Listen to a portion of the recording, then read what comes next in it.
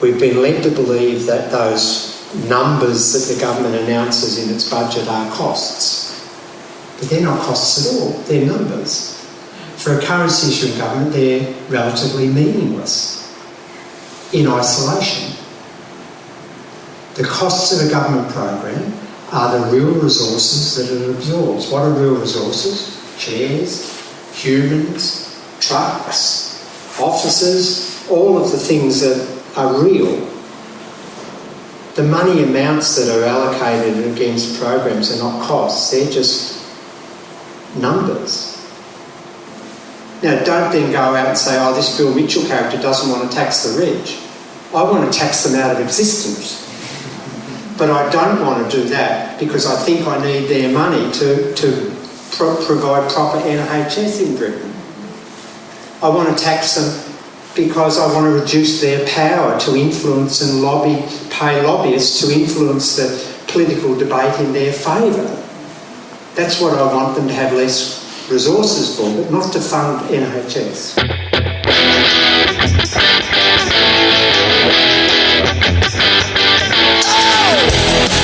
This is the MMT podcast with Patricia Pino and Christian Riley.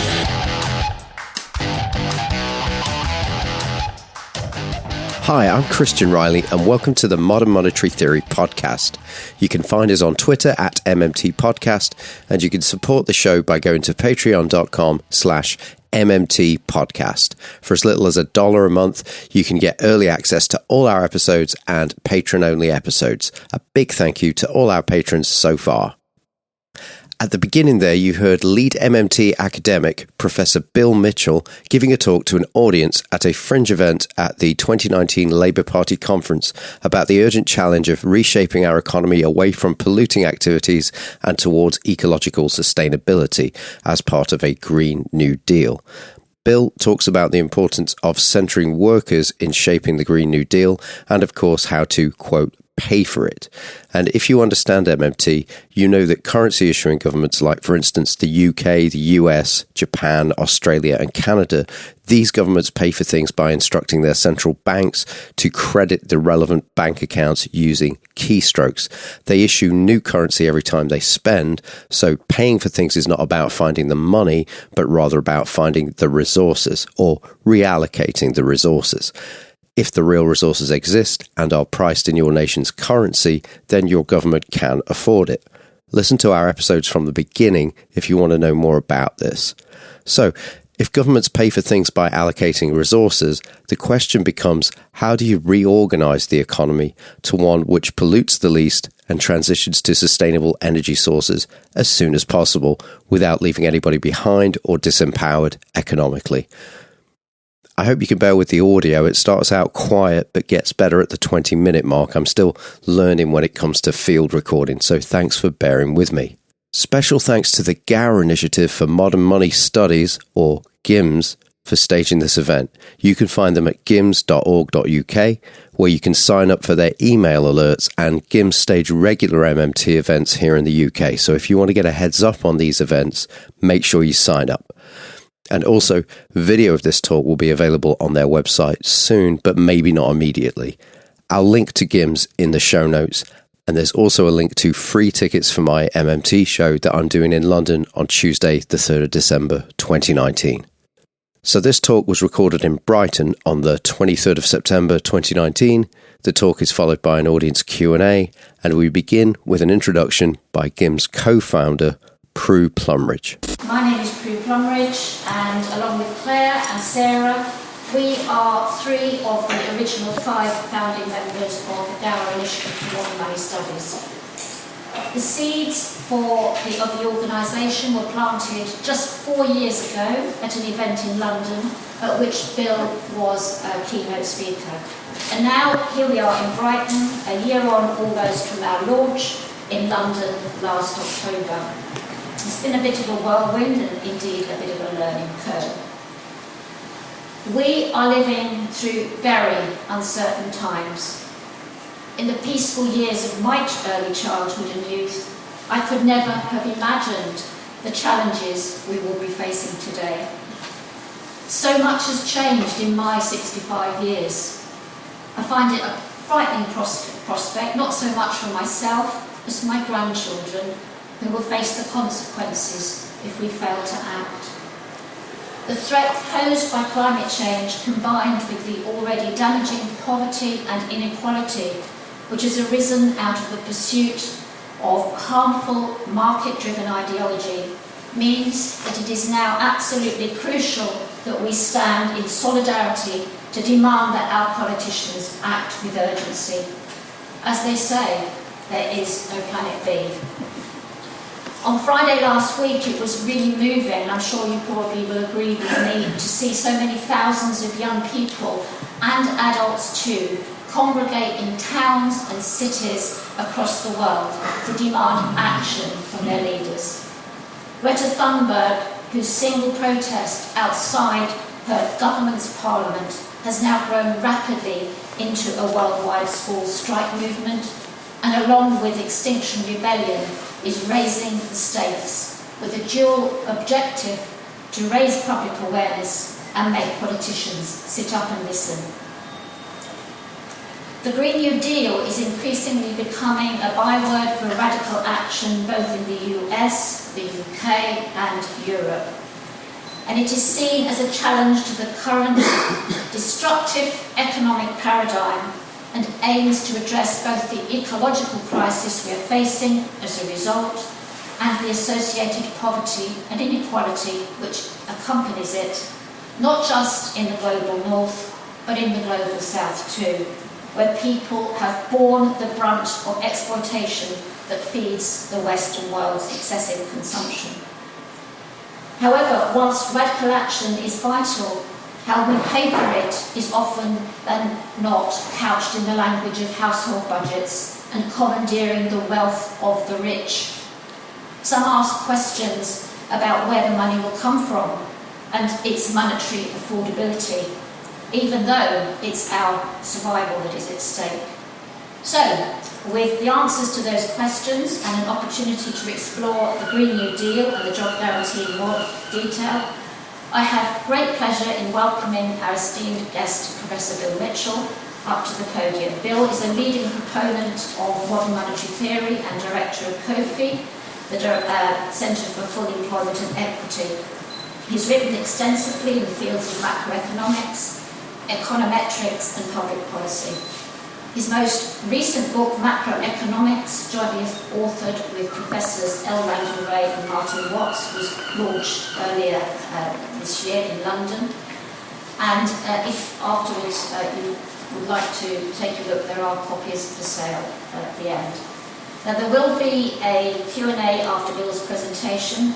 So without further ado, Bill, over to you. Thank you very much.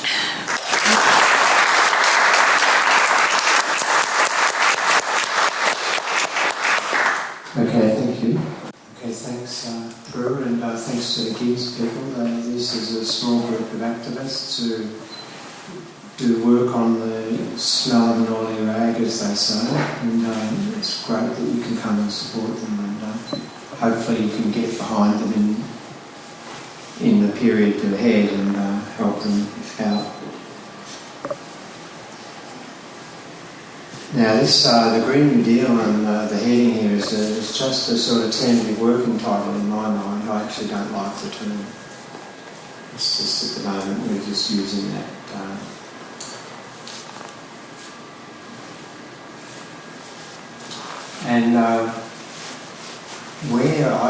And by the way, you know, I'm not talking at all about climate issues today because I'm an economist, not that sort of scientist.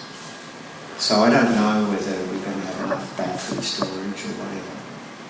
I read literature as a person who's trained to read scientific literature, and I can understand statistics and hypothesis testing and all the rest of it. I'm a mathematical statistical person from background, and so I sort of have an inkling and confidence that the science literature on climate is probably accurate.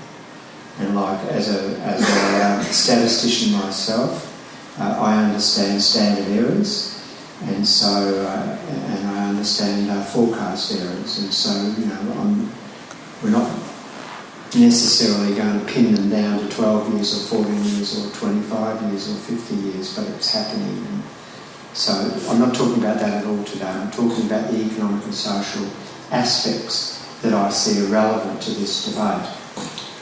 And the first thing that I think is missing in the debate so far, although there are groups that are starting in this way, is that we really got to, for this to work, and as you'll hear, I think this is a dramatic transformation required, not just around the edges anymore. Then we have to have social purpose. None of the big changes in history have been managed peacefully and effectively unless everyone buys into it. And that's the first point. The second point is that there's been a lot of play on the concept of Franklin Delano Roosevelt's New Deal and the Great Depression of the 1930s. And that's where Green New Deal comes from. And I don't like that because if you go back and understand what the FDR's New Deal was, it was what I call, as an economist, call a cyclical measure. It was a response to a massive collapse in non-government spending, rising unemployment, dramatic meltdowns of communities, particularly farming communities in the US, and the government understood that the existing economic logic, which we now would think of as being sound finance, it's the prevailing logic again now, was going to lead them to ruin. And so they needed what we now call a massive fiscal stimulus, which provided relief in the form of cash handouts and jobs, temporary jobs, while the mess of the 1929 financial collapse worked its way out of the system, that all of the debt was restructured and we could get resumed normal coverage, normal behaviour. And so it really wasn't a major structural transformation at all. There was one element that had longer-lived effects, and that was the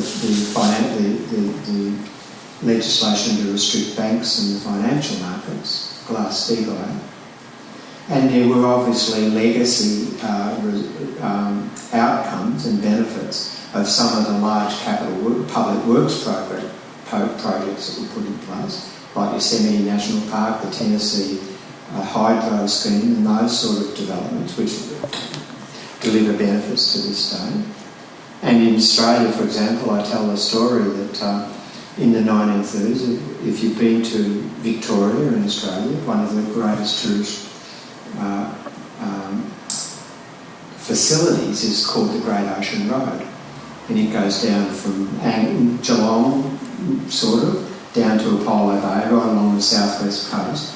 And that's, all of the beautiful surf beaches and that down there, the holiday places. A multi-million-dollar annual tourist income is generated from the traffic that goes down there. Well, that was built in the Great Depression by men, including my grandfather, who dug the road out of the cliff. And I use that example to disabuse people who say that large-scale government projects like this can't deliver long-term sustainable benefits.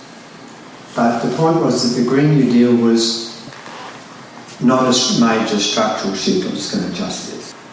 Whereas in the way I'm constructing, and I hear people talking about the Green New Deal coming from all different quarters, is that they perceive it being much more than just a fiscal stimulus to correct fluctuations in non-government spending, which if weren't corrected, would lead to recession. The way they're thinking about it is that it's going to be a major structural shift in the way we produce output, the way the jobs that we will have available to us, our consumption patterns as households, major shift in all of those things.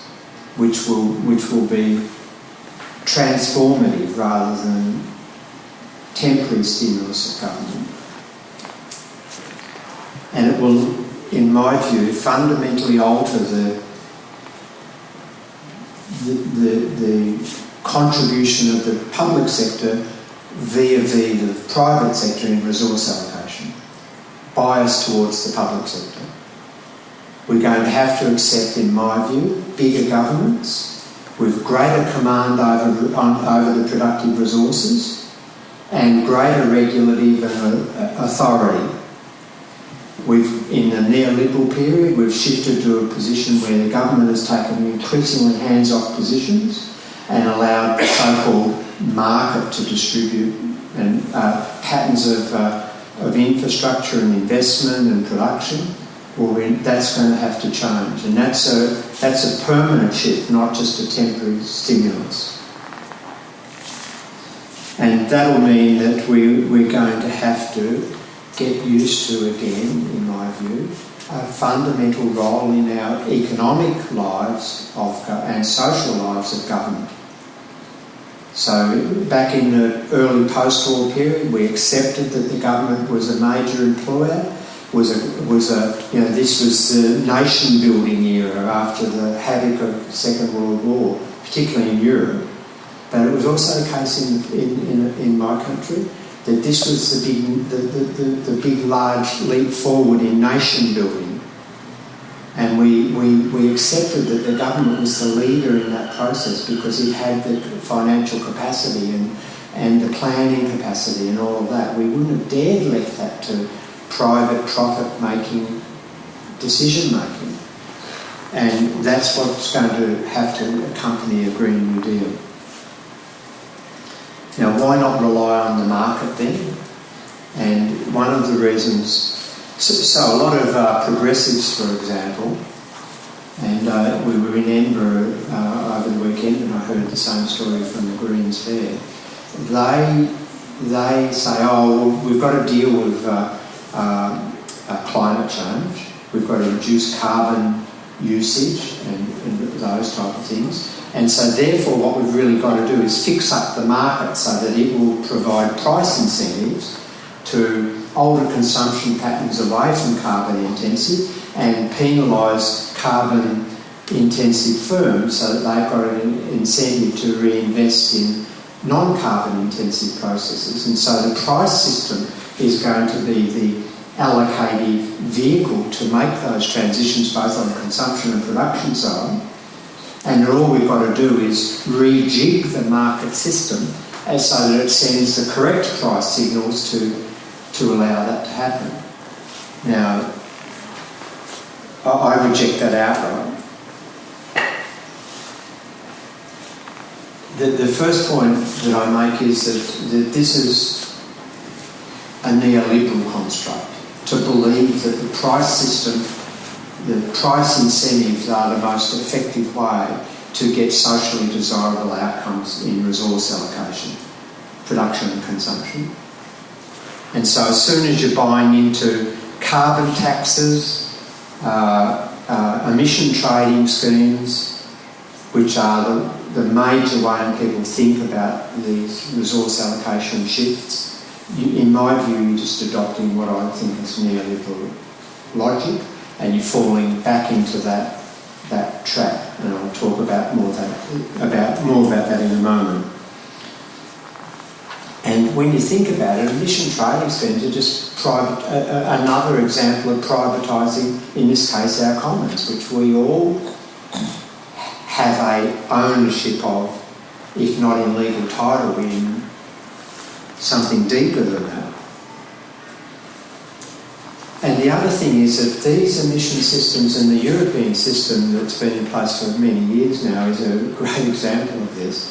They allow offset schemes, and this is a SOP.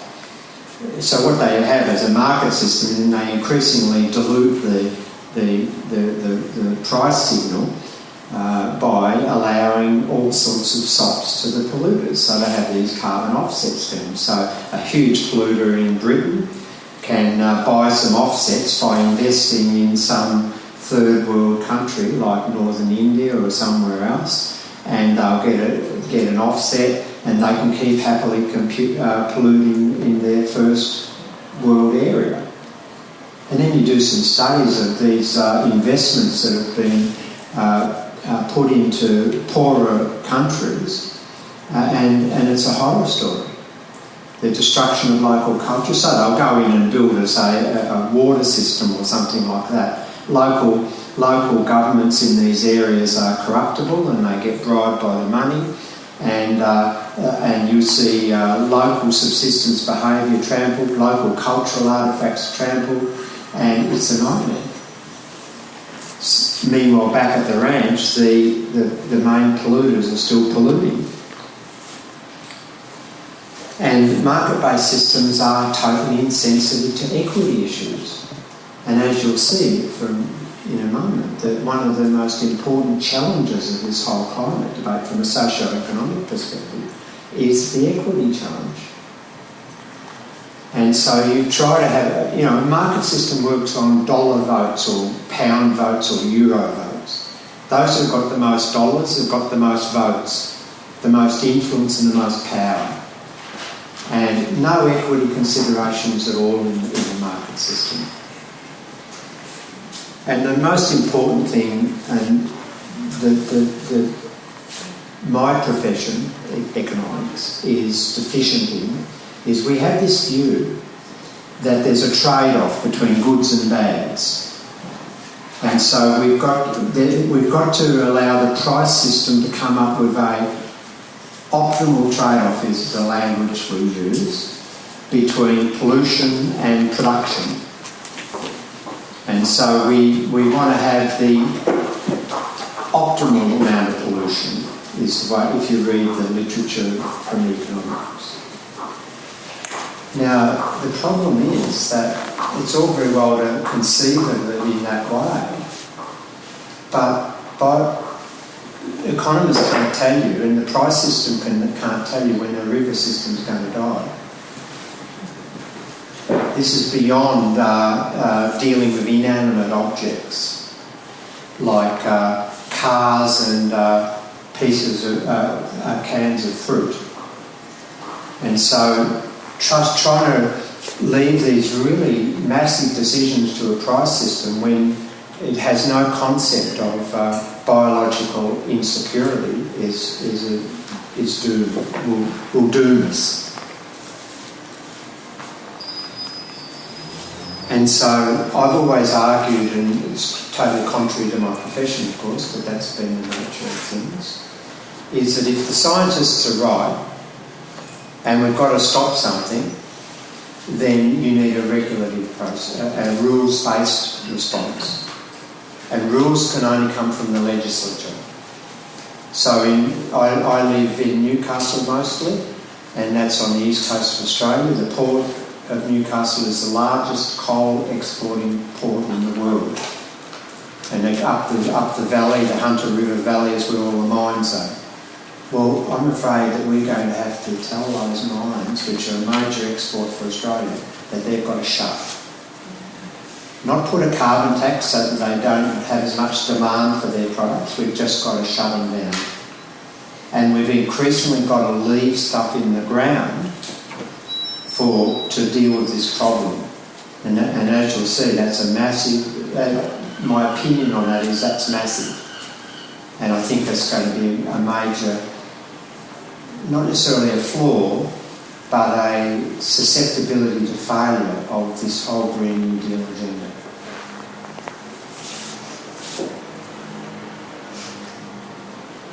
Now here's the other thing, and I read this morning that there's a lot of pushback in America now, and this Greta Thunberg teenager is talking about this now, and I don't know how a 15-year-old has this maturity, but she's either incredible at getting solid backing from adults. But the latest line is that if we link the climate issue with a liberal agenda, and liberal in the proper meaning of the word liberal, so workers' rights, community rights, employment, education, infrastructure, all of the socio-economic aspects that have been included in a Green New Deal discussion. The argument coming out now from her camp and other camps is that will be a recipe for failure, because the Conservatives will never buy it, and so therefore, and climate is a problem for all of us, wherever you sit on the spectrum, and so we should only really concentrate on the climate and ignore all of the liberal agendas that are being attached to that issue. Now, that's one view, it's not my view, because to establish that view, you've also got to be able to establish the proposition that there's no causal link between the growth of neoliberalism and the dominance of neoliberalism in policy making and the climate issues. There has to be no link if you think you can just deal with the climate issues alone. Now, I happen to think that you can't construct the climate agenda without a social agenda. And one of the reasons for that is because dealing with the climate issue is going to have massive impacts upon our societies. And if we have jobs, communities, because the climate impacts aren't spread out across all of us, they're concentrated in regions and communities and occupations and genders. Males are going to be much more impacted immediately in job terms than females. And if you don't do that within a sound finance and neoliberal economics framework, well, then you're not going to have justice to the communities that are affected. So I think these things are interrelated and have to, and it makes the problem greater, and the solution is going to be much harder to achieve. And the other thing, if you leave it within the sound finance framework, the current type of way of thinking about economic policy, and I heard this from a Green person in Edinburgh on Saturday, is that her line was that the financial markets, again, we want the financial markets to become involved in green issues and fund them. Well, as soon as you privilege these neoliberal financial markets, then the agenda's hijacked for further speculative casino-like greed behaviour. End of story. We may as well take a long walk off a very short pier into shark-infested water. Now, this just goes. So, in other words, what I think is, and this is this point here, that if you do construct it within a broader discussion about neoliberalism and the damage it's causing, well, then that provides you with it helps define the scope of the initiative. If it's just a matter of having a few wind farms here or there or whatever, then you really have a very narrow initiative. If you construct it within a broad response to the failure of neoliberalism to deliver prosperity for us, which in part has led to an acceleration in the climate damage, then you've got a much broader agenda. And so I don't expect you to read all that. It just tells you all of the things that neoliberalism, the characteristics of neoliberalism and the manifestations of neoliberalism, all of those things are undermining prosperity, they're fracturing communities, they're reducing the capacity of workers to maintain income growth and therefore to maintain consumption growth. They're being increasingly led into unsustainable private debt situations, which are being fed by financial markets that are increasingly unregulated and unsupervised. And so you've got a whole nightmare there, and each one of those I could give a talk on about what's happened under each of those headings. You've got compromised education and training systems, compromised research processes within my profession, within the university system that I come out of, and so on and so forth. And so that informs what I think are the Green New Deal elements. And if you then just read through some of those things, you've got a major systemic change to be achieved, not just tinkering around the edges. And for example, in the neoliberal shifts in energy production and supply, that's unsustainable. That's all got to go back into the state hands. Transport systems have got to go back into state hands. The financial market has to be massively changed. If you understand that only about 2% of all financial market transactions, the trillions of transactions that are going on, about 2% of them actually are what we would call productive. And what I mean by productive, the speculative transactions that allow, say, a manufacturer to hedge foreign exchange exposure if they've got their revenue in a foreign currency and their costs in a domestic currency, then that sort of someone who will give them a forward contract and guarantee to eliminate any exchange rate shifts so that their revenue is predictable in relation to their costs. That sort of speculation is what we would call productive. Because someone who's not the manufacturer, who's not in the business of taking that sort of risk, they take the risk of the enterprise of being able to match the market demand to their production. That's a risk in itself. But their risk shouldn't be in financial market insecurity. Well, that sort of speculation is productive. That's about 2% of all financial transactions. The rest of it is wealth shuffling, casino gambling, and when it goes wrong, it impacts on all of us.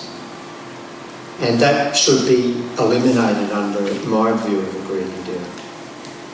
Now then you say, okay, pie in the sky, Bill, and I'm not stupid. So what I'm saying is that tells you the scale of the challenge we're facing. The financial markets, as they exist now, can't get their hands on this at all, in my view. We don't need them, as I'll explain later, we don't need any of their investment money to make the appropriate infrastructure and technological developments and labour transitions and education and training transitions. We don't need their money.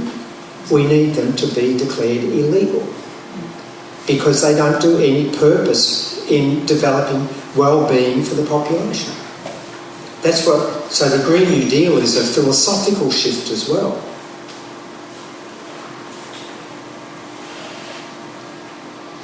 Okay, so this is the next major thing to confront, and dealing with the winners and losers.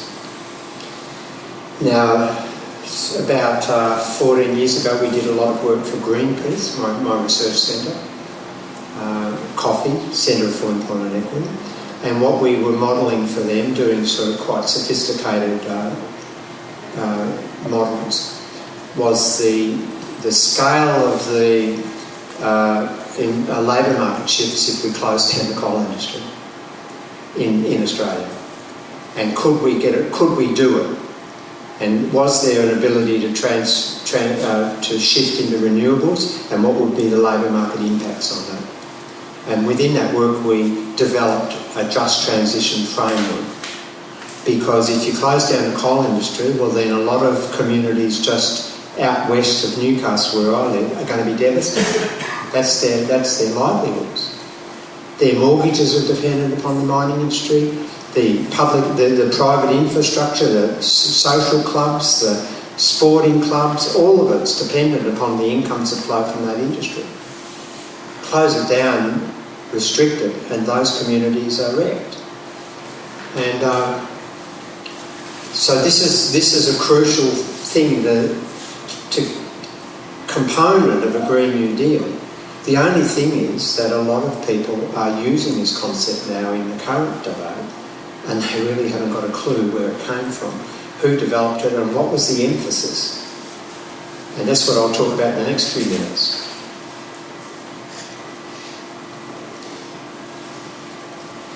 And the framework entered the debate in around the mid-90s. And the question was, how would you react? How would each one of you react? If you're employed by a chemical plant, was the example used by the author of this quote. And that all of your income, but not only your income, but your future super and pension entitlements, you've been working all your life in this chemical plant in your local area, all of your future prosperity and your current prosperity is dependent upon it.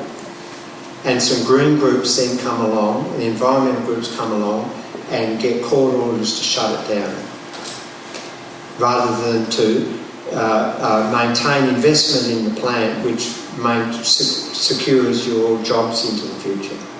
How would you react? And, you know, I don't know what I would do if I was caught in that situation.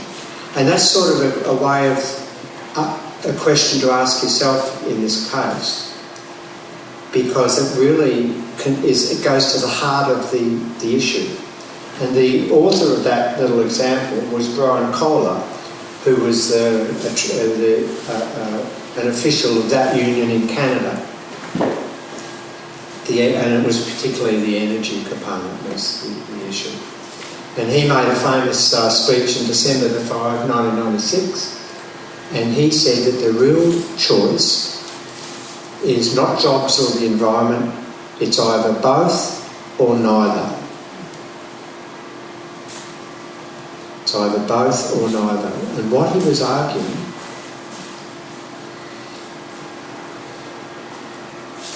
was that if green groups come or society comes and threatens to close down a chemical plant or a coal-fired power station,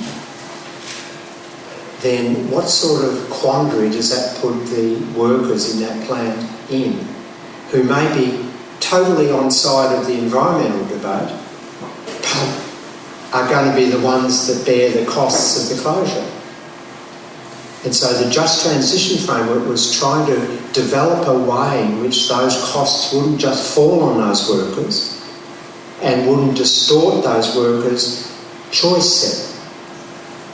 Because I can imagine if I was in that situation, I worked all my life in a sector, and I was about to retire, and my retirement was dependent upon that, the pension that had been developed by that firm for me.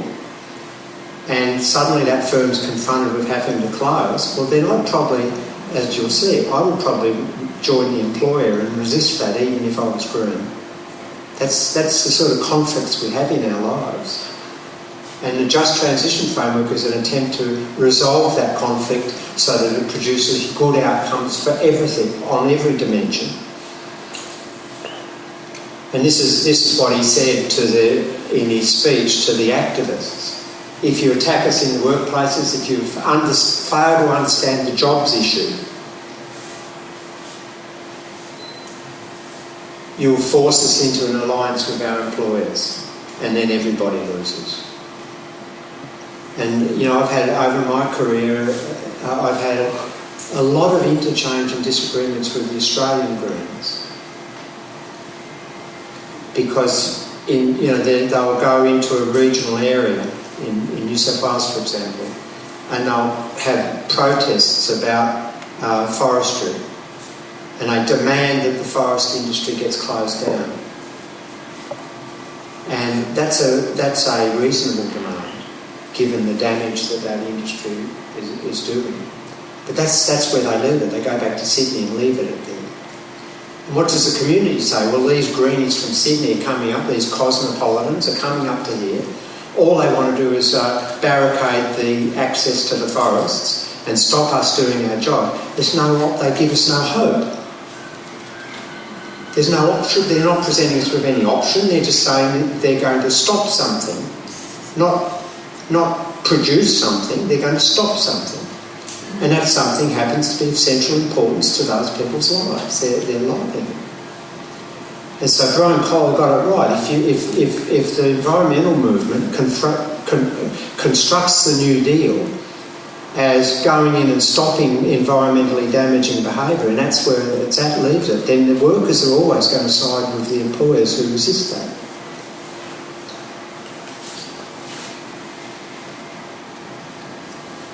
And that's his statement. He said that to bosses that, we don't trust you to do the right thing.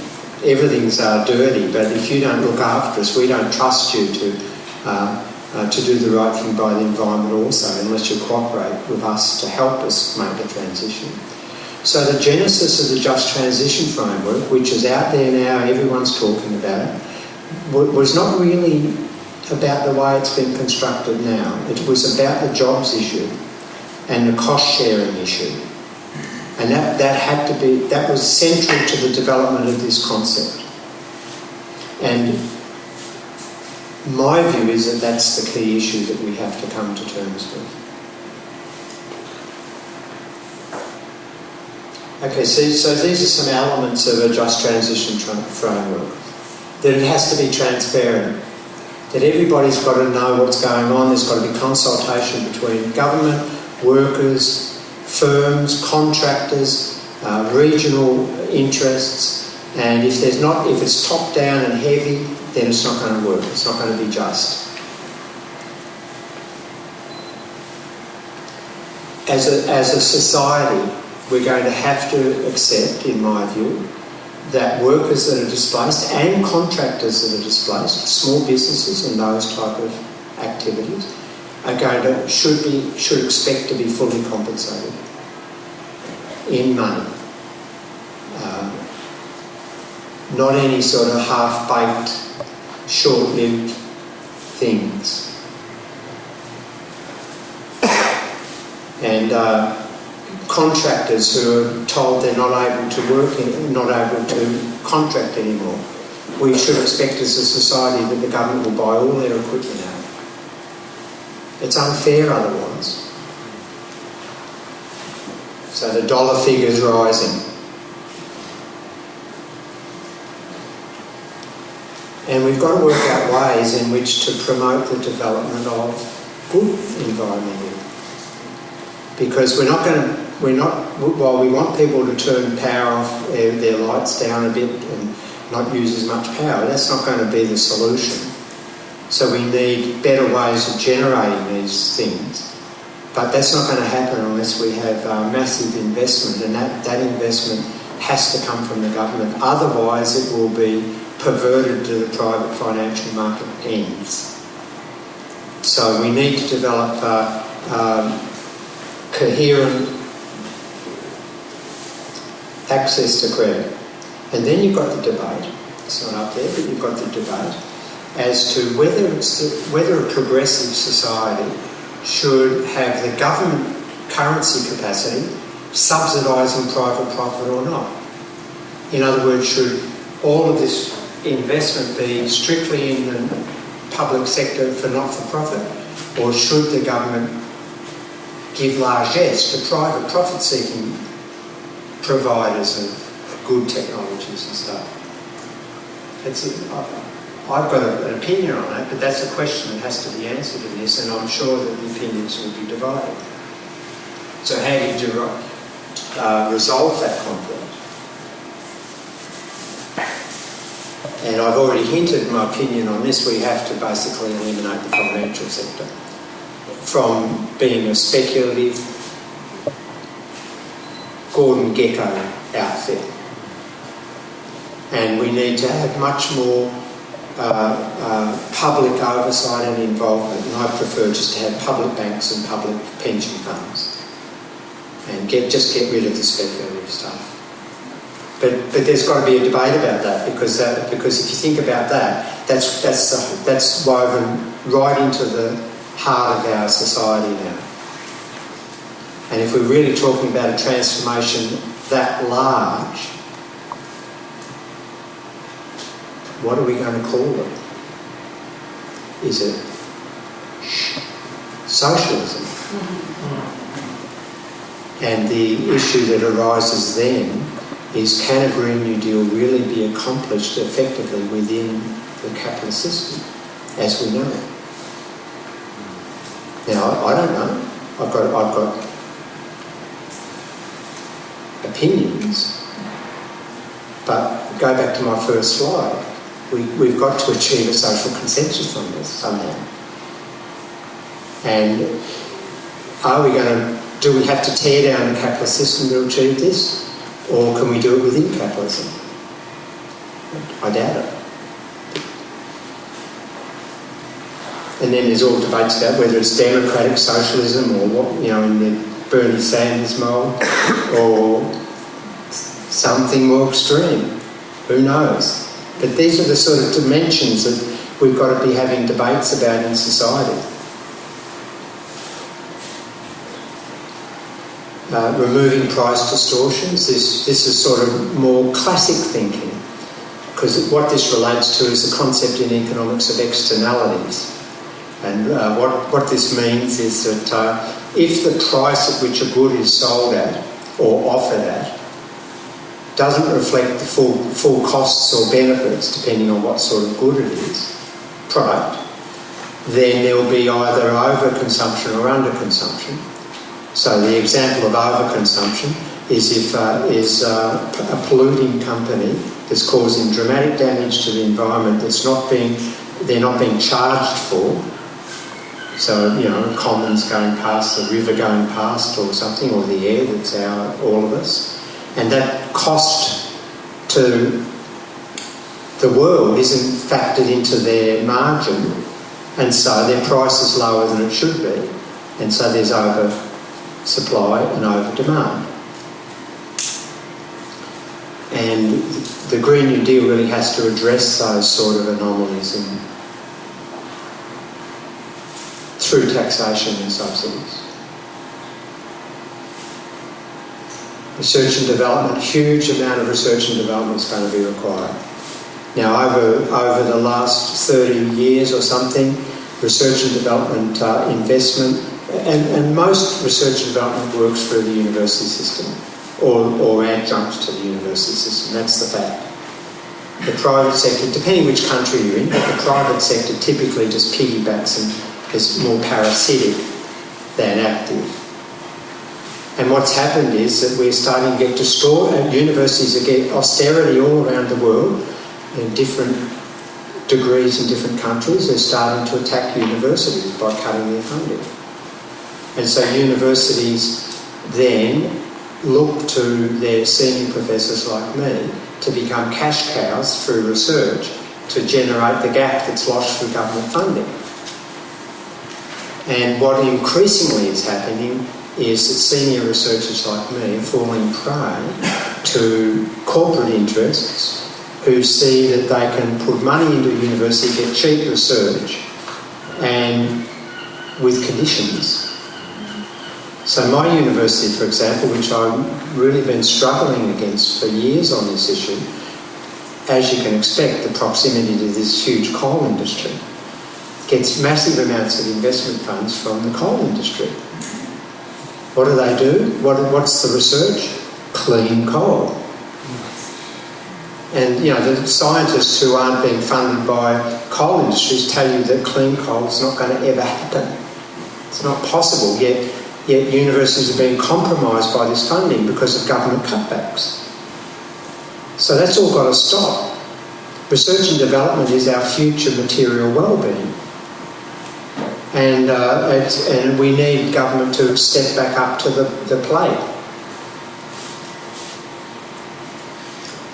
Obviously, redeployment and relocation money's got to be made. One of the huge problems, and this is a real equity issue, that a person like me, a professional, well-paid professional, I've got no problem with geographic mobility.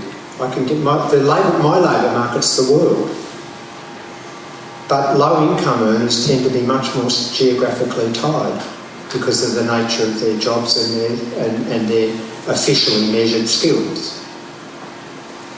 And so the other aspect of that is housing, because depressed areas tend to have less inflation in the real estate market, and the more prosperous areas where new jobs are emerging tend to have inflation, asset price bubbles in real estate. And so if you want to try to get a worker to transit from a low-income job in Region A in decline to a low-income job in Region B, which is growing, then you've got a huge problem, because those workers won't move because they can't afford to move in terms of real estate.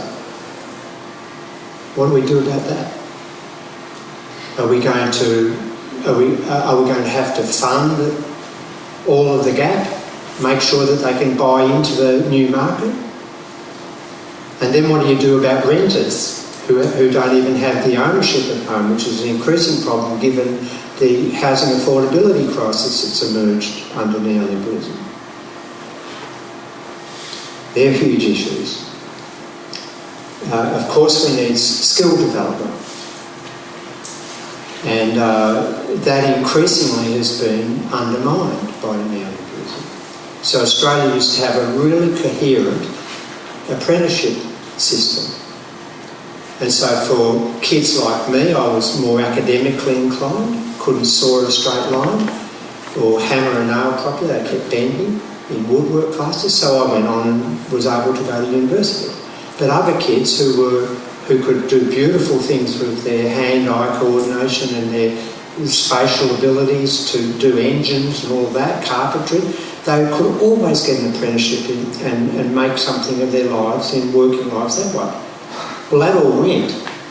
Now we have these so-called new apprenticeships, which we call them now burger flipping apprenticeships.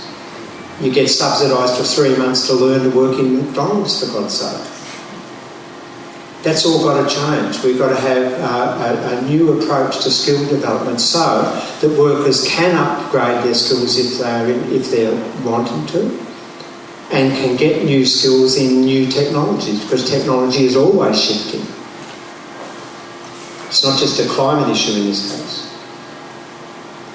Obviously, public infrastructure development, we're going to basically have to take, I don't know how many cars, but a lot of them off the road. And in my country, we're all car dependent. And how are we going to get around? We're going to need really sophisticated mass transport systems. We came up from Paris to Maastricht the other day on the Thalys, the fast train. And when you log into the Wi-Fi, you get a portal and it shows you how fast the train's going. 300 clicks an hour. And I did a calculation. It takes from Newcastle to Sydney, Newcastle where I mostly live, to Sydney, that takes just on 3 hours by train. If we had a fast train, it would have taken 38 minutes. Now, can you imagine? And Sydney's groaning under congestion and infrastructure problems because everyone wants to go to Sydney because that's where the jobs are. And can you imagine the investment in a fast train from Newcastle to Sydney? It's 38 minutes. You would be able to commute into Sydney and take all of that environmental strain off that part of the world. That's what's needed. These are major transformative shifts in the way we think about public infrastructure. And the neoliberal era has been marked by the degradation of public infrastructure, because it's much harder to inflict austerity if you cut pensions and things that impact today. So the way that they can inflict austerity and get away with it over a political cycle is by stopping investing in bridges and all the rest of it. When I was doing my PhD in Manchester, during Maggie Thatcher's, Manchester, England, during Maggie Thatcher's reign, there was a rat plague in central Manchester. And it was discovered that 2 rat collectors had been cut from the waterways as a cost-saving measure. And to clean up the rat plague would have cost much more than the lifetime incomes of those rat collectors. And then shortly after that, excrement started to pour down Oxford Street. And it was the sewers collapsing, the old Victorian sewers, the old brick sewers. And that was traced to maintenance cuts. And the cost of cleaning that up and restoring it and fixing it, well, beyond any maintenance that you would have ever had. All of those mindsets have to change.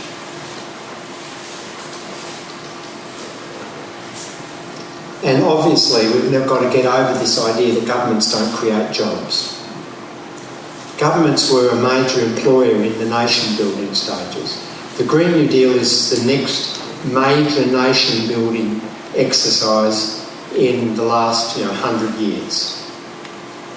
And it has to be led by government.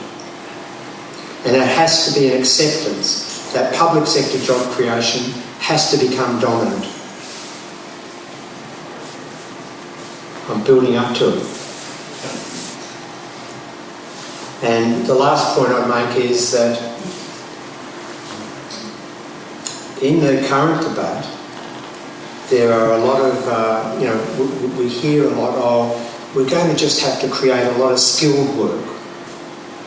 The Green New Deal has got to create a whole lot of skilled work for workers. Well, the fact is that a lot of workers, and a lot of workers who are going to be disadvantaged from this, are what we have as measured low skill. That doesn't mean there are less people. It means that their ability to do complex tasks might be reduced because of their historical background. And that they've got an attachment to the labour market that's very satisfactory, that delivers them income security for their families, they make a productive contribution to the society, and they'll be displaced by this in big numbers. So we can't just think of creating, not everybody's going to become a rocket scientist. A high proportion of the people displaced are not going to become rocket scientists. And so we've got to have an inclusive employment framework that allows what we measure as low-skilled workers to be able to continue to participate, be productive, earn income, have job security, and what we need, therefore, is a job guarantee. An unconditional job offer at a socially inclusive minimum wage to anybody who wants it. And what I mean by socially inclusive, you might have focused on the minimum wage bit. I want you to focus on the socially inclusive bit, because that means that that person will be able to fully participate in a reasonable way in our society. They can go to football matches, they can go to dinner, they can take holidays, they get pension entitlements, they get sick pay, and all the rest of things. But the social inclusive wage becomes the minimum wage of the community because you don't want those workers forcing up the general wage structure. Come back to that later if you like. And I'm hearing in the current debate, jobs guarantee, that's going to do it. Well, I'm one of the original developers of this concept within the MMT framework. Well, it's not going to do it. It's not the panacea of all these issues. It's just one component to solve a particular issue. It's a sort of base level policy structure that any government should introduce. But it's not the solution, it's just part of it. And it'd be a disgrace, it'd be a failing if all the government did to address climate change was introduce a job guarantee. It should do that anyway, even if we had a lovely climate, no climate problem. But we need to do much more than that.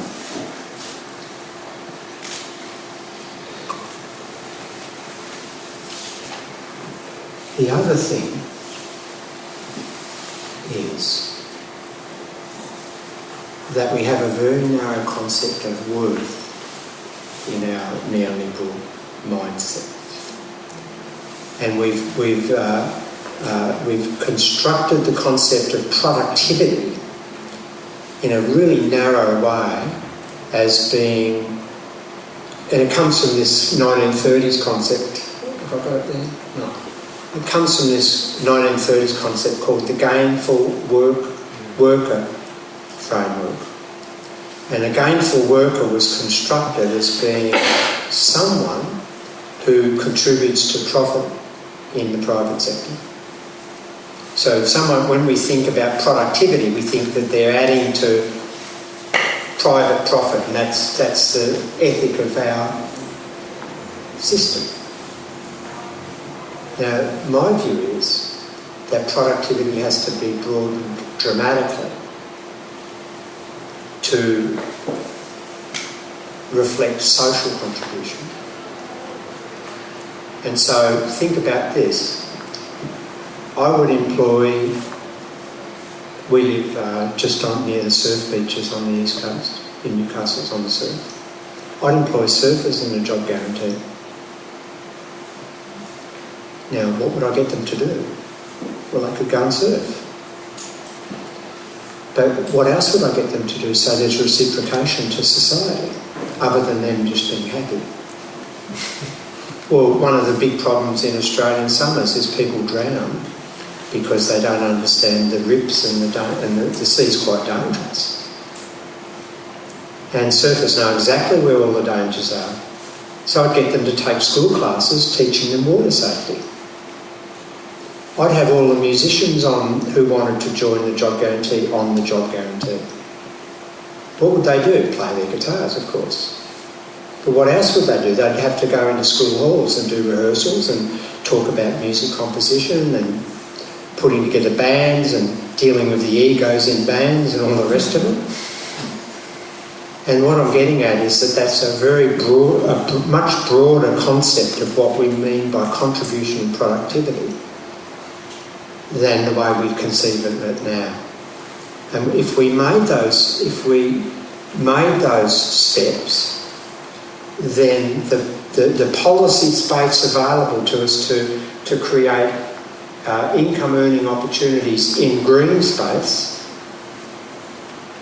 to allow us to pursue the climate issues but maintain the social continuity of employment and jobs becomes massive. That space becomes massive if we think outside and broaden our concept of productivity.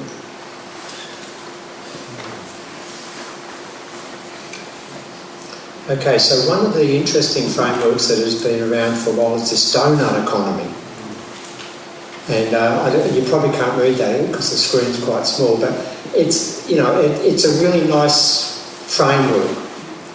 It brings in disadvantaged people from the centre of the donut who are missing out. It brings them back into inclusion. It solves a whole lot of environmental, social issues. It puts constraints on our economic and productive behaviour that's environmentally sustainable. So for my purposes, I quite like this framework.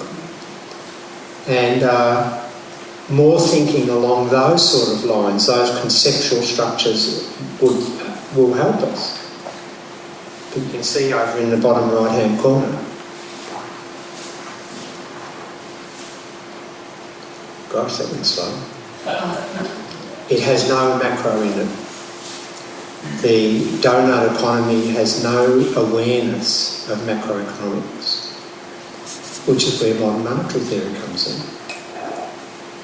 in. And one of the things that continues to come up in this Green New Deal debate is how you're going to pay for all this. I've just outlined a grand scheme where the government is going to have to take a massively larger role in our lives and generating well-being. And massive shift in real resources towards the public sector.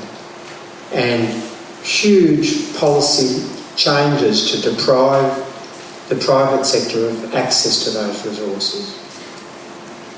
And if we're been living in this neoliberal era, this is the question that always comes up. How are you going to pay for it? Because our economists, my profession, has told you that you'll have to pay higher taxes or the government will have to have massive escalation in its debt, and the higher taxes are going to be dreadfully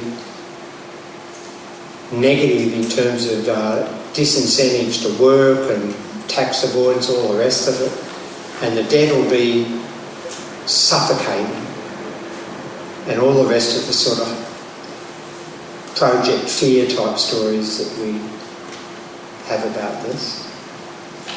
So this, to me, is the missing link in the Green New Deal debate.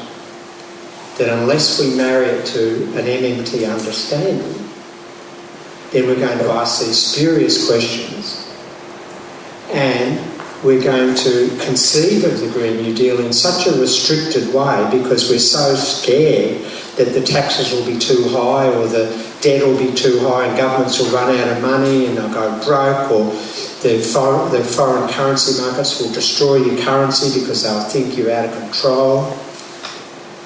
And this is where we've got to start our understanding, I think, to get ahead of this.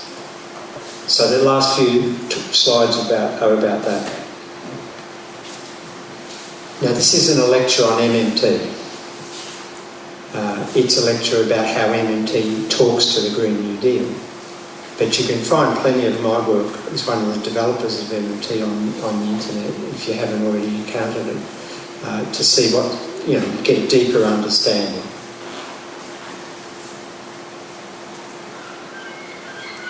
Now, the first thing to get into our heads is that if I showed you the HM Treasury's budget papers, we pulled out a table, it's got all numbers on it against departmental names, and I'd say, what are those numbers? And you'd probably tell me they're the cost of public action in those particular areas. And I'd look askance and say, you're wrong. We've been led to believe that those numbers that the government announces in its budget are costs. But they're not costs at all, they're numbers. For a currency issuing government, they're relatively meaningless in isolation. The costs of a government program are the real resources that it absorbs. What are real resources? Chairs, humans, trucks, offices, all of the things that are real.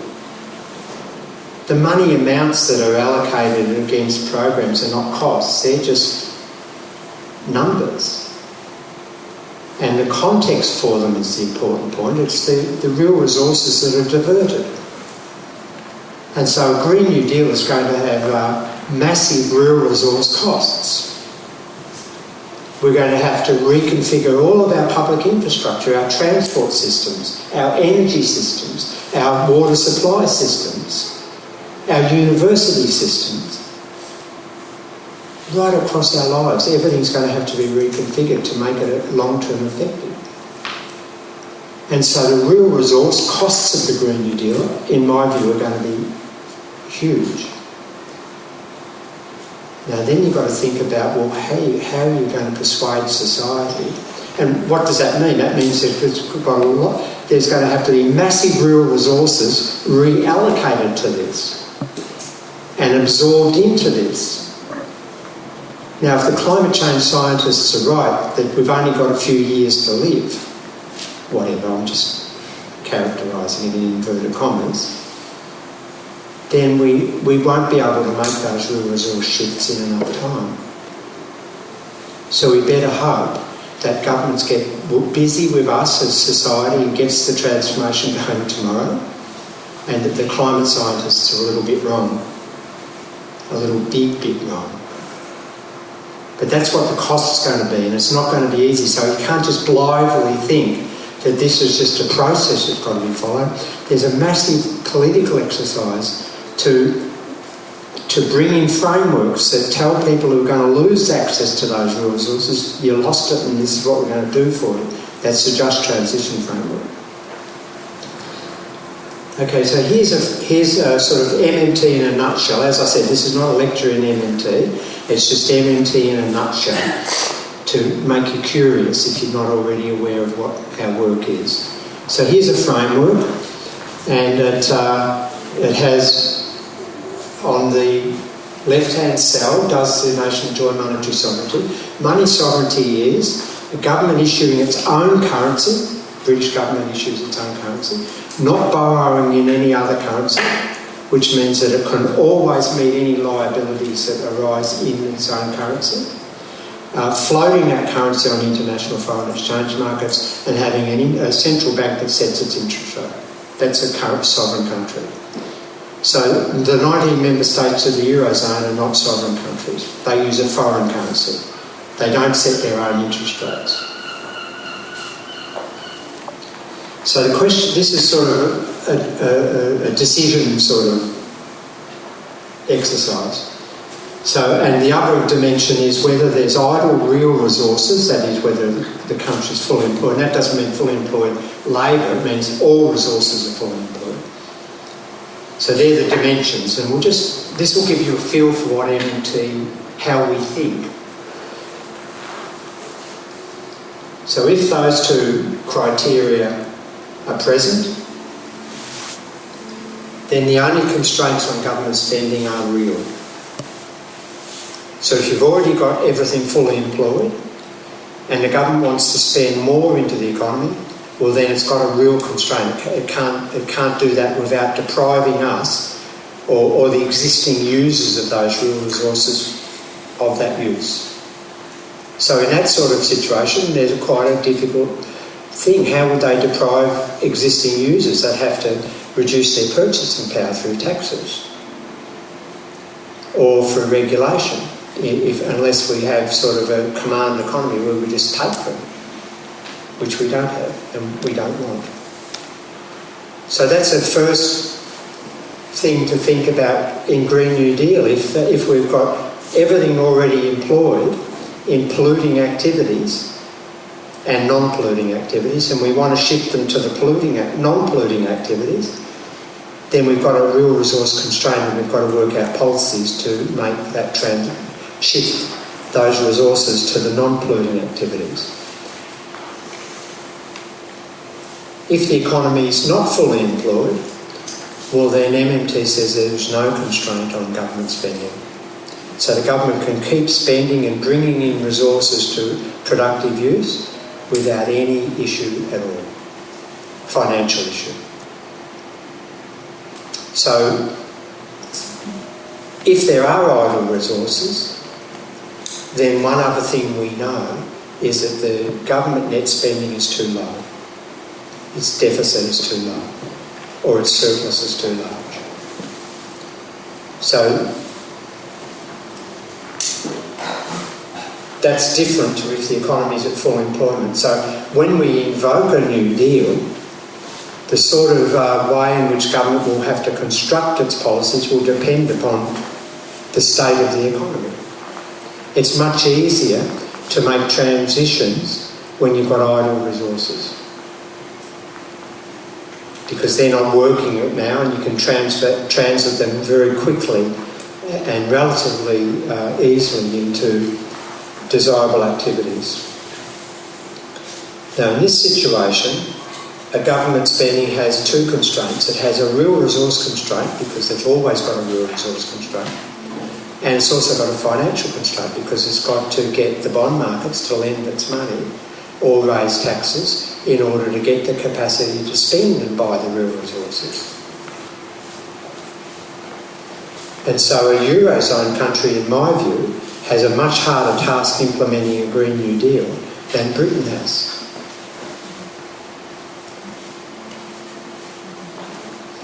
And if the economy isn't fully employed, then that sort of government still has a financial constraint.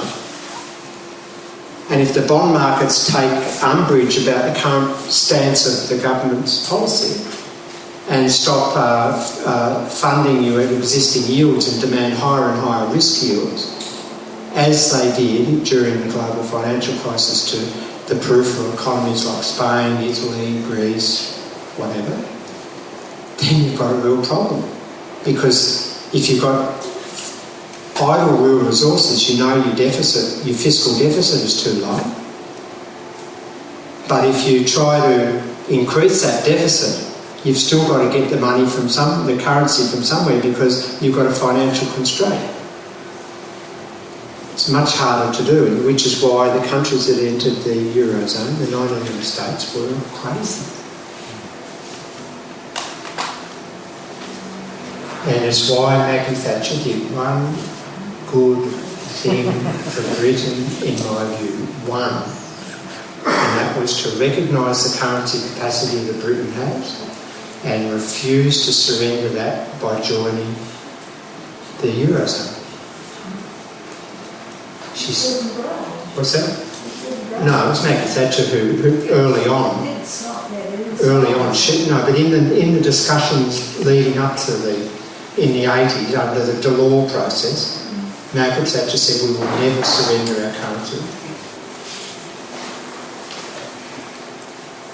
And so what you learn from that, and these are the last couple of slides, is that for a currency issuing government there is no intrinsic financial constraint on its spending. So when your politicians tell you that they haven't got enough money, they're lying to you. When they say they've run out of money, they're lying to you. When they say that to improve NHS, they've got to take money from somewhere else, they're lying. When progressives say to you, we've got to tax the rich to get money to defend our welfare state, our health system, they're lying to you. They don't, and they're probably lying because they don't understand. You can improve your NHS without taking money from anywhere. And this whole tax the rich argument that the progressive side of politics gets completely enchanted by is to me a sop to just neoliberal framing. Because it makes the rich feel as though they're the most important provider of public services to the non-rich. Well, no, they're not.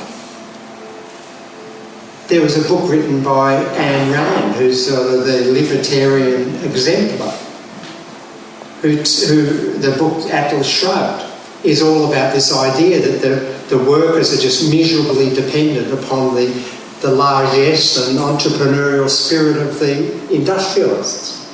Well, that's what tax the rich argument's about.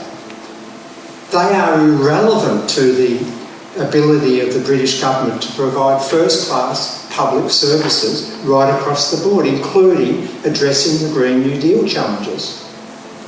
Now, don't then go out and say, oh, this Bill Mitchell character doesn't want to tax the rich. I want to tax them out of existence. But I don't want to do that because I think I need their money to provide proper NHS in Britain. I want to tax them because I want to reduce their power to influence and pay lobbyists to influence the political debate in their favour. That's what I want them to have less resources for, but not to fund NHS. And what we know is that the British government can buy whatever is for sale in its own currency, including all idle labour, without question. And so the unemployment rate that you have at any point in time is a choice of governments, not something that's uncontrollable or market determined. It's a choice of government. So then you put all that logic together and think about the Green New Deal challenge, those 10 points I put up, then you would never ask how are we going to pay for this. You would ask how are we going to pay for this in real resource shifts, not in terms of what currency outlays we're going to have to make. How are we going to get the real resource shifts going? That's the question that's relevant. A couple more slides. I know I said that before, but I've got a couple more. And this idea of fiscal space, the OECD, the IMF, World Bank, all of these characters are talking all about fiscal space, and they employ very smart young people and older people to come up with all of these elaborate measures of fiscal space based upon an ill-conceived notion that the currency issuing governments have a financial constraint. They don't have. So all of those things about debt ratios and thresholds and ceilings on deficits and fiscal credibility rules that the Labour Party thinks is the smartest thing in the world, it's the most inane thing in the world. All of those things are irrelevant. The fiscal space that a government has, a currency issuing government has, is what it can buy and bring into productive use. If you're already fully employed and all the real resources are already being used, then there's not much fiscal space. And so you have to create it by depriving the existing users of those real resources. If there's a lot of unemployment in the economy, well, then there's much more fiscal space. And it's got nothing to do with the financial ratios, the state of the current budget, the state of the public debt ratio. It's got nothing to do with any of those things. It's what you can buy and bring back in. And this is the really last slide. And of course, people will then say, oh, well, what you're advocating is money printing, and don't you remember Zimbabwe and Weimar Republic? And well, this is a separate lecture, but the inflation risk in spending applies to all types of spending, whether it's government spending, household consumption spending, business investment, and investment means building productive capacity, equipment, blah, blah, or export revenue. And the inflation risk is in the spending, not in whether you issue debt or not, or any of the monetary operations. So, if the spending growth exceeds the capacity of the economy to meet that in terms of production, then you're going to be building up inflationary pressures. And if you think about what we've said earlier about the Green New Deal, then the implied spending that's going to be needed to make all of those shifts is going to be rather substantial, and will definitely exhaust in any short-run period the real capacity of the economy to absorb it. And so, in other words, to avoid these transition being inflationary, it's going to have to be smaller steps. It's not going to have, it can't be rapid, it hasn't got the capacity to be rapid. Now then you juxtapose that with what the climate scientists are telling us, and we might have a tension there, eh? And so my view is that the Green New Deal is transformative, it's huge, but from an economic, and there's no question about the government being able to spend enough to achieve those things, no question, that's not the issue to me. The issue to me is political. It's dealing with lobby groups, invested interests, and it's also making the transitions measured enough to not violate real resource constraints, and being sober enough to realise it's going to take time. And if you try to rush it, then it will fail. And now the question I haven't, and I won't answer it, the question that I can't answer is, have we got enough time for it though? But what I would say is that we don't know whether we have or not, so we better get started today, just in case we have got enough time. That's it, thank you.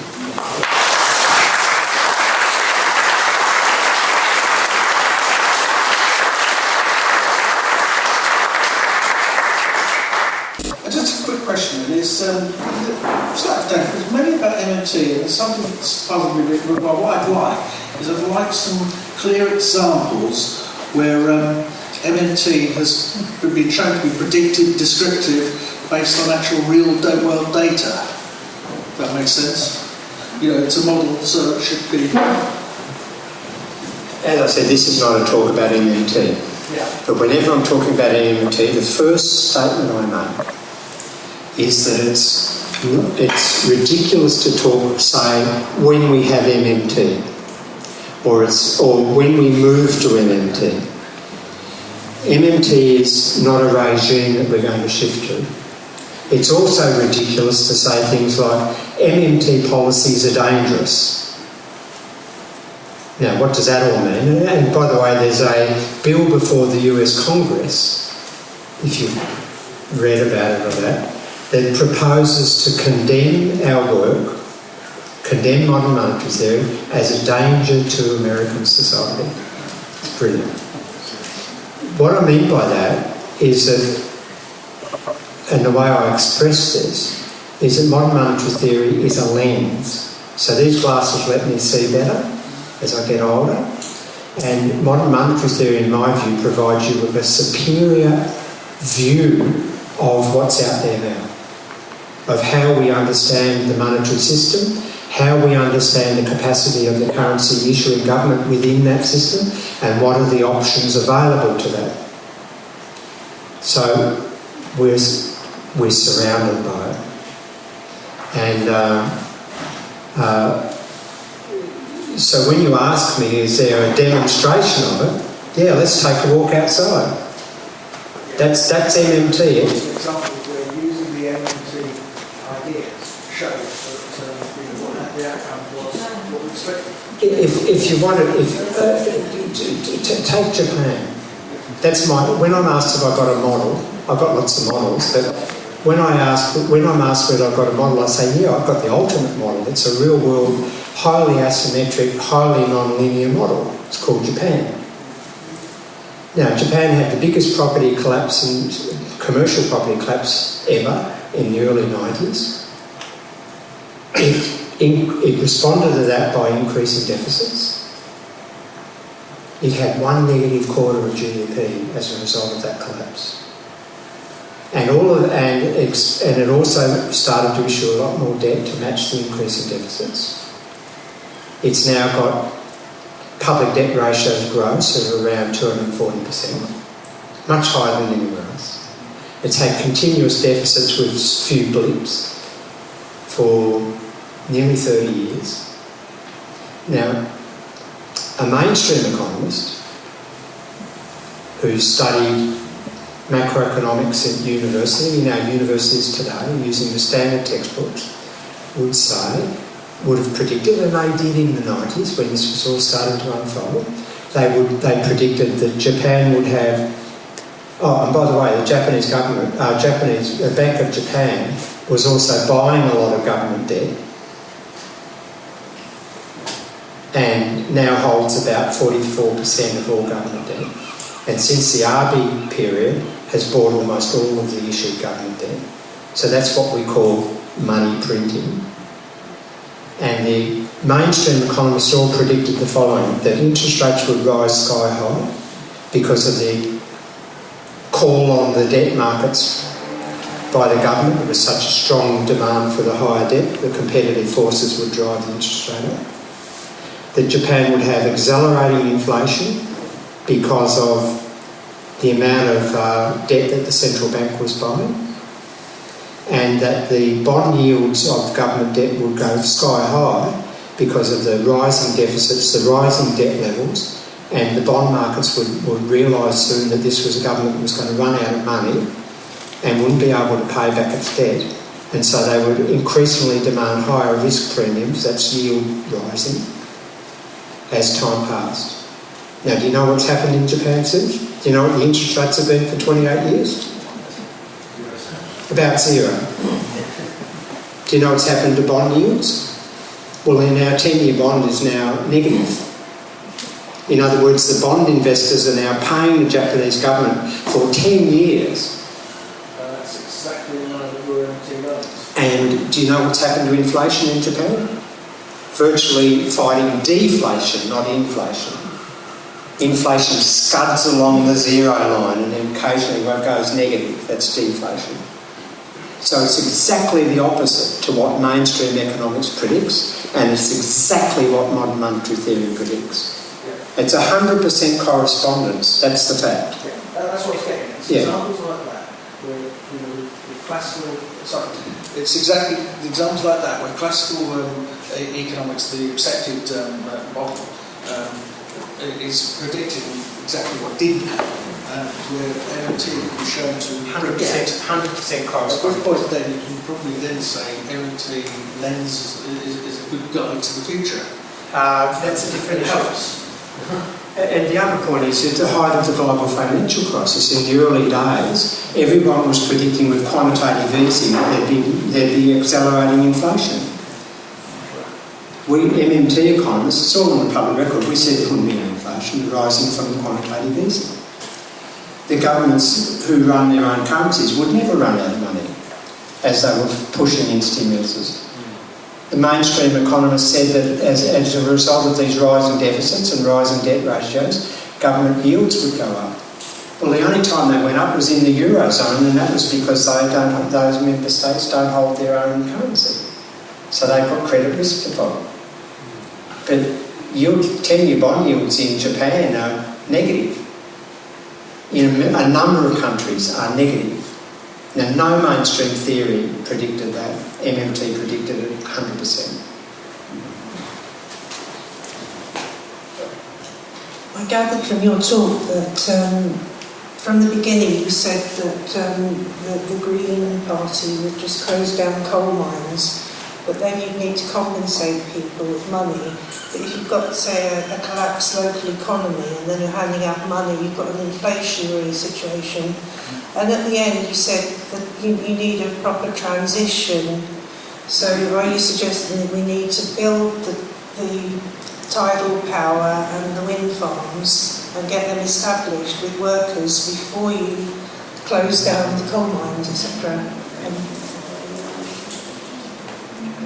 Yeah, I mean, when I said close down the coal mines, with sunset clauses, in Australia I advocate 20 years, a 20-year transition. You just can't close them down overnight, unfortunately. What's that? You what? We did in this country. Yeah, I mean, I was living here when you did that. I was living through the miners' strike. And we would scud down to the northern Welsh beaches from Manchester to try to get coal because all of our hot water and showers was driven by old stars. No, I mean, this is not an exact science what we've been talking about today. It's an art form, and it's going to be a really tricky thing to get these transitions smooth. And if we just do things without forward planning and without slow adjustments, then we'll make these sort of mistakes. And so, in my region, the Hunter region, which is a coal region, I've been advocating for years that, and we've had decline in manufacturing. We had a BHP Steelworks was the major employer, not coal. BHP, the big steel company, that was the major employer, and they walked out. And it was all of this skilled trades labour in Newcastle that just became, it became nothing. It was shocking.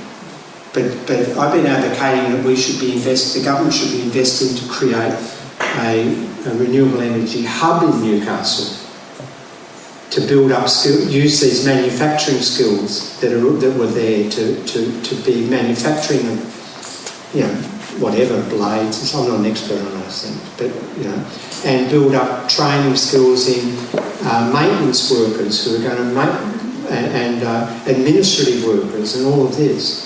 And that can be done while the coal industry has 20 years to close down. And that's and it's not exact. I haven't got a blueprint. It's going to take a better brains than I've got to do all of that. But that's why I say the problem is it's a slow process, and the emergency seems to be now. It's a really big quandary.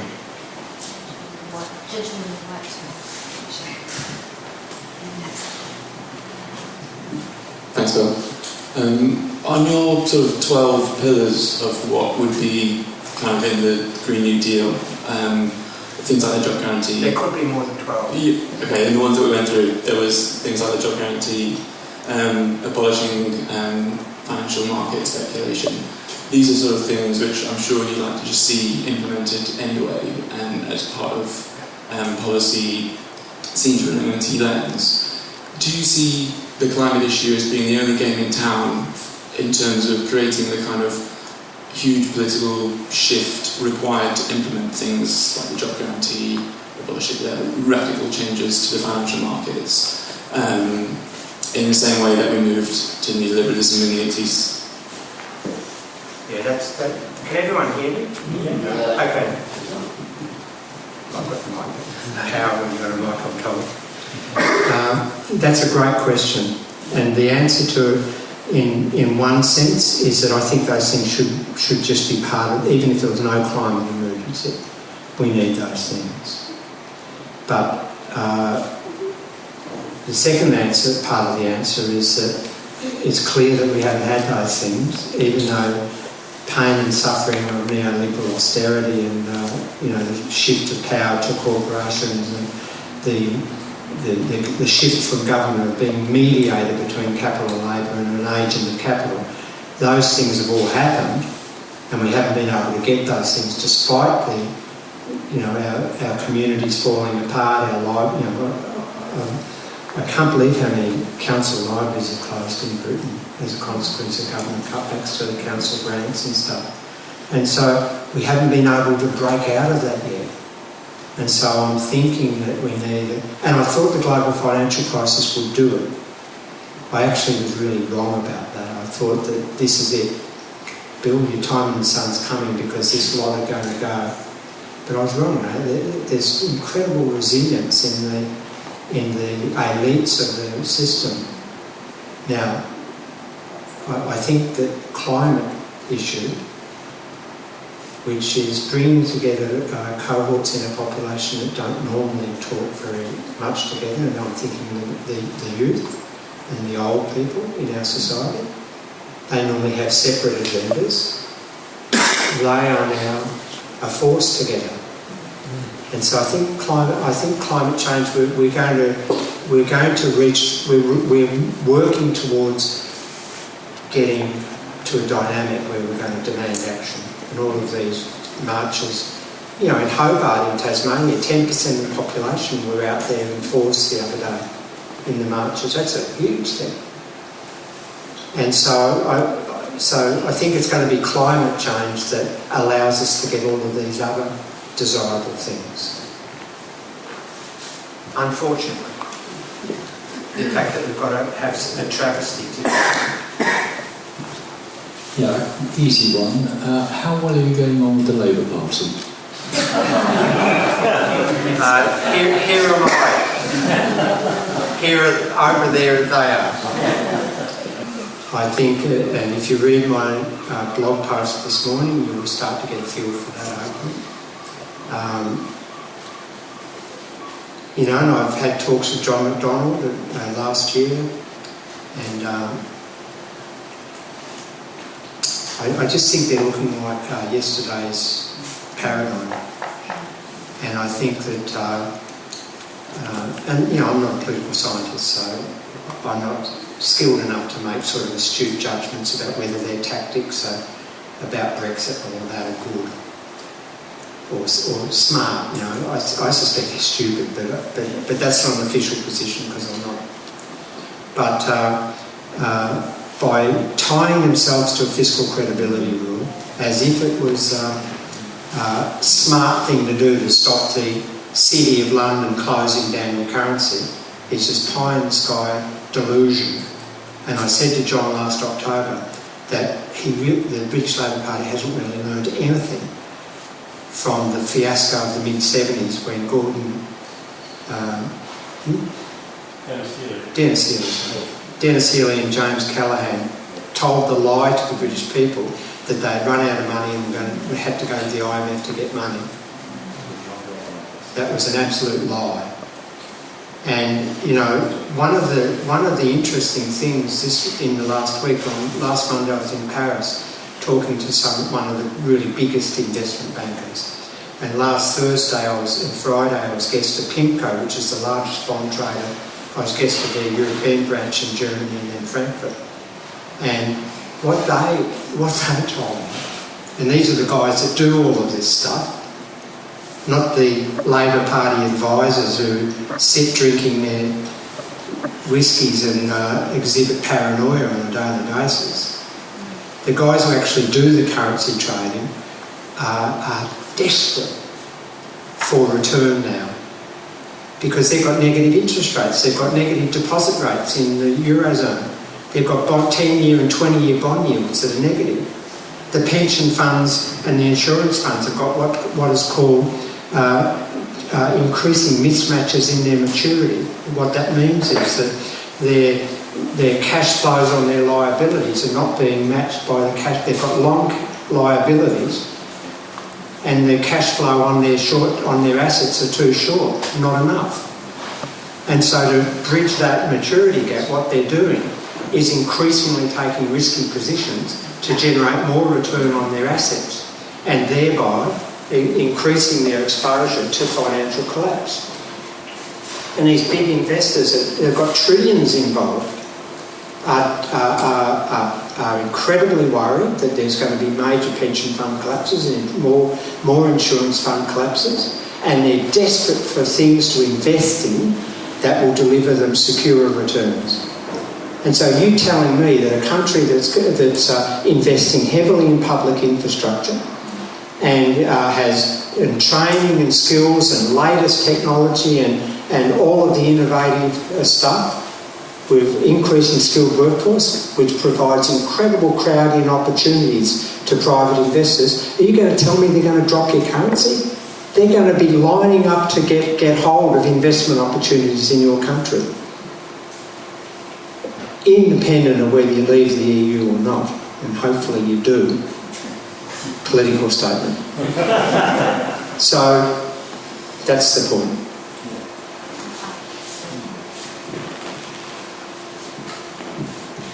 I'm almost scared to speak. Because my background's got nothing to do with monetary theory or banking or any of that stuff. It's all a complete spell to me. I often say to people that if you've studied economics, you're not going to be able to understand it. So my background's in health, and I spent 40 years looking caring for people with profound and multiple disabilities to whom money means nothing. So my question is, if we start with people and what people need somewhere to live, something to eat, people to care for them, then we need to almost break the link between work and income. And one way of doing that is to provide universal basic incomes to people. So I just wondered what your view was. Righto, you're ready. I've got to go at 4:30, but I'll come back next week. I'm just saying it's a good idea or not. Look, it's a terrible idea. And all of the things that you express concerns about can be accomplished within a sophisticated concept of productivity and gainful work. And my 2-minute tirade against UBI starts now. And stop me when I've got a clock on. First of all, the progressives who advocate UBI say we can't do anything about the unemployment. It's a source of poverty, so therefore we can't create the jobs we need to overcome the source of poverty, and that is to give people an income. Well, as soon as you accept that logic, you are buying into the neoliberal story that the government can't create the work. So, to me, it's a neoliberal construct. And why do you think the CEOs of some of the worst firms with respect to workers' rights, like Amazon, are advocating UBI? Any time that someone like that advocates something, I get suspicious. That's the first point. The second point is that it's an individual construction of a systemic problem. The systemic problem being the lack of jobs, which we know that the government can resolve if it wants to. It's a political decision, not anything else. So it's playing into this individualism that neoliberalism has encouraged, because collectives are very dangerous for elites who want to grab more of the real income and have us having less. Because collectives lead to trade unions and that sort of political activity. And so this individual construct then gets expressed through the policy as treating the individual as a consumption unit. So as long as we give them a dollop of cash so that they can go to the supermarket, we just want them to piss off and stop hassling us for work. Well, I don't accept that, because in my job I've got lots of friends, I've got social identity, I've got some satisfaction that's measured in the same cultural values of the rest of the society, that I met my wife in the workplace, I've got a social network from the workplace, I travel and meet all people like you guys. If I've got a UBI, I'm sitting around in Newcastle, progressively my social network's shrinking, and I'm becoming alienated and dislocated and a consumption unit. Why would a progressive advocate that sort of system? Now, hold on, one last thing. And what I can't explain in the remaining of my 2 minutes is that the real problem, they're all sort of genuine problems. The real problem is that it doesn't, and this is too technical, but you just have, if you're interested, read my book. It provides no inflation anchor for the society. Job guarantee is an inflation anchor. Now, you won't, just hear what I say, and if you're interested, go and read up on it. So if you have, what it means is, if you have a UBI at such a level that people have an inclusive life, it would be highly inflationary. So to avoid the inflation impacts, you've got to make a starvation level. And to me, that's problematic. That's all. You have one? Well, I just want to say that my observation from my work is that people are trapped in the welfare state, and universal basic income is being put forward as a way of getting people out of the welfare state. So don't hear me wrongly. Anybody who cannot work, who's too old, who's too sick, who has mental illness which precludes them from any participation, they get fully supported in my world, by the government. At a proper inclusive support, not some half-assed support level. But I have the value system that anybody who can work has an obligation to society to use their productive talents to contribute to the well-being of all of us while they can. And as a reciprocal right, the government has a responsibility to make sure all of those people can use their skills and receive plaudits from using their skills and self-esteem from being part of a collective and contributing. That's my view. I wondered if you could say a bit more about the transition period, the time you mentioned, 20 years, and we're being told that it's much more urgent than that. Why does it take 20 years, or why can't it be done in 5 years or 10 years? Because you can't. Unless you want to, if as progressives we want to be equitable and fair as part of the deal, well then we've got to honour certain pre-existing things that were done in good faith. And there's a lot of contractual things that go out 20, 30 years. And I don't think it's our right to just trample on those things. Can't they be honoured in financial terms? Well, they may be able to, but I think that it's going to take time. I can't give you an exact. It's not going to be tomorrow. Yeah, sure. We could just announce tomorrow that all coal industry in Australia is finished. Yeah, you could do that technically. No, but still pay them.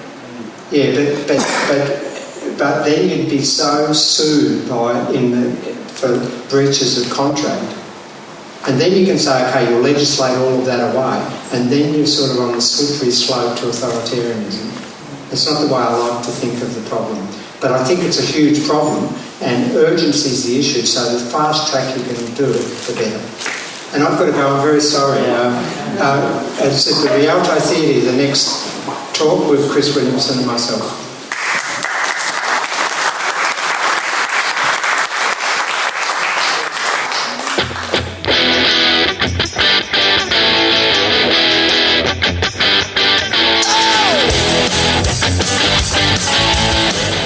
That was the MMT podcast with Patricia Pino and Christian Riley. Don't forget, you can support the show through Patreon, starting at $1 a month and get access to patron-only episodes. You can do that by going to patreon.com/MMT podcast. You can also find me on Twitter at MMT podcast, and you can find Patricia on Twitter at Patricia N. Pino, and you can email us at mmtpodcast@outlook.com. Thanks for listening, and we hope to hear from you.